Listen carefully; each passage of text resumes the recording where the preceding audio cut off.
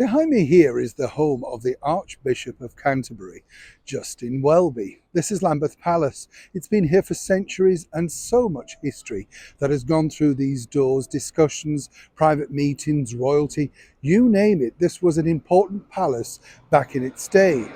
But recently now, it seems that this particular palace is garnering a lot of publicity and attention, seemingly for all the wrong reasons. As I say, the Archbishop of Canterbury, this is his main residence. And recently, of course, you will remember he was in the news because, according to Meghan Markle at least, he was the one that gave them a secret wedding prior to that spectacle that Meghan and Harry enjoyed at taxpayers' expense out at Windsor all those years ago now. Of course, he very gallantly said that actually he thought she may have been simply mistaken and it could have been a rehearsal. In Meghan's mind, this was a secret wedding. Again, confusion.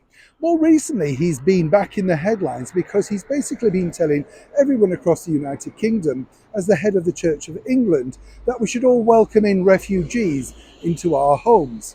This resulted in a major backlash because this particular palace has numerous rooms that could simply accommodate many. And as a lot of MPs over here in the House of Commons decided, well, how many are you taking in, Archbishop?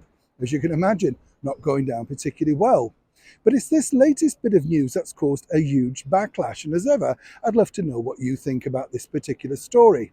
As you know, recently we've had, well, a phenomenal backlash against people wanting compensation regarding slavery links, colonialism, that sort of stuff. And only last week, the Archbishop of Canterbury, Justin Welby, decided that they were able to find 100 million in compensation. I'll just say that again.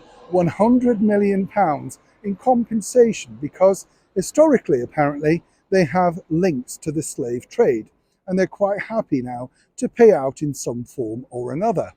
As you can imagine, this has caused absolute riots over here, particularly with those dedicated churchgoers, and there are many. But what the bigger problem is this, as you can imagine over here, and no doubt around the world, lots of people do things, don't they, like bring and buy sales, cake stalls, jumble sales, that sort of stuff, all to raise money for church funds.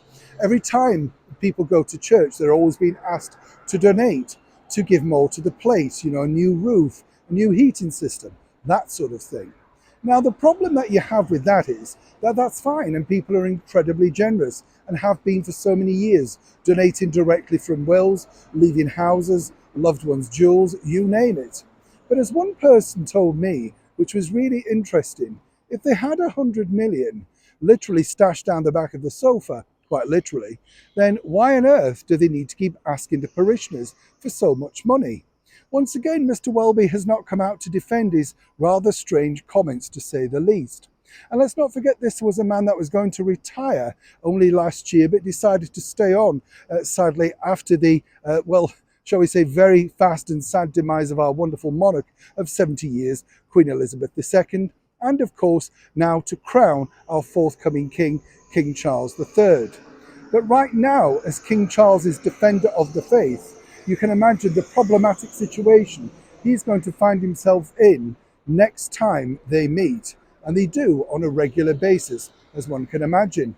Of course, the bigger story really over here is the people who go to church every single week, hoping by donating what they can and helping so many others. The bigger question now is, how much more money does the Church of England have stashed away? And now seemingly, it looks like this is going to be a bigger problem for the Archbishop of Canterbury, Justin Welby, who lives, as I say, here in Lambeth Palace. As ever, I'd love to know what you think to this particular story in the comments below. Neil Sean in the very heart of London.